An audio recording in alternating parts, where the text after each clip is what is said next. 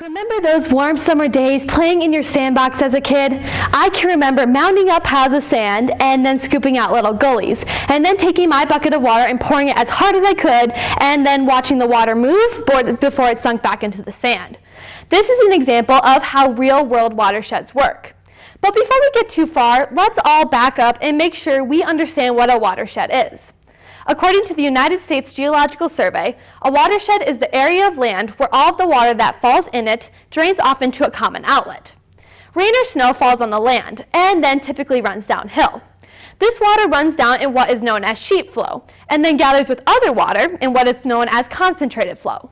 This water eventually ends up in our lakes, streams, reservoirs, wetlands, or infiltrates into the soil and becomes groundwater. Now, you might be wondering, what does this have to do with me? Well, do you drink water on a daily basis? Or do you shower or bathe on a daily basis? Do you like to go fishing? If you answered yes to any of these questions, then what happens in your watershed greatly affects your life. In fact, water is essential for all living things, including plants, animals, and humans. In fact, the human body is made up of more than 60% of water, and we cannot survive for more than 1 week without it. So that is why it is imperative we try to do whatever we can to help keep our watersheds clean and healthy. In fact, there are already entire agencies dedicated to the protection and improvement of these watersheds. Agencies like the South Dakota Association of Conservation Districts, USDA, the South Dakota Department of Agriculture, U.S. Fish and Wildlife Services, Ducks Unlimited, and many other federal, state, and local agencies are working hard to keep our watersheds clean. Well, that's great, you say. The job is done, and with all those professionals doing it, I don't have to do anything. My water will stay clean forever. Unfortunately, this is not the case. The 2016 South Dakota Integrated Report for Surface Water Quality Assessment, completed by the South Dakota Environment and Natural Resources, assessed 5,858 stream miles from 2010 to 2015. During this 5-year interval, 21% of the assessed streams did support one or more of their beneficial uses, but 79% of the stream miles assessed did not support one or more of their beneficial uses. So as we can see, there is still a lot of impairments that need to be taken care of. The job is not done quite yet. And what is causing these impairments? Well, it's easy to point fingers. Some say it's the farmers, and some say it's the town folks. But in reality, we are all to blame for what happens in our watersheds. Remember, all of our lives depend on water, and we all need to work towards the common goal of keeping our water clean.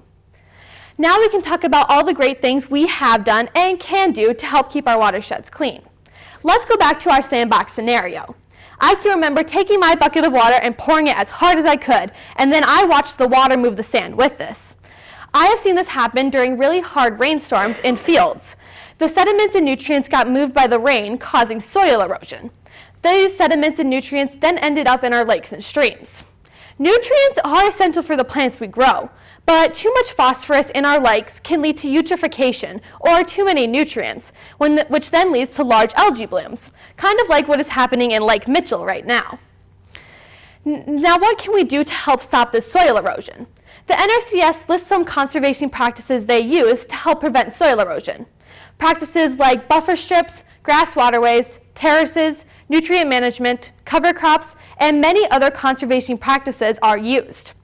Now, it does cost quite an amount of money to implement these, but luckily we have some federal, state, and local agencies that I mentioned before that are willing to help pay farmers for part of the cost to implement these practices.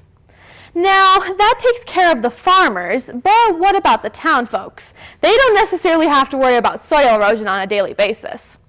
Well, as I've been driving by on warm summer days, I've noticed many people applying fertilizer to their lawns. I also noticed some of them were not paying quite close enough attention when applying it, and some of it was ending up in the streets. I'm sure the next time it rained, the fertilizer then ended up in the stormwater system, which would then impact our watersheds. Next time that people are applying fertilizer to their lawns, maybe they could pay a little more attention when applying it, or even use phosphorus-free fertilizer if the soil test for their lawn shows that they do not need it. So, as we can see, it's a big job to protect our watersheds, but it's one we can't ignore. Remember, all of our lives depend on water. That is how my watersheds.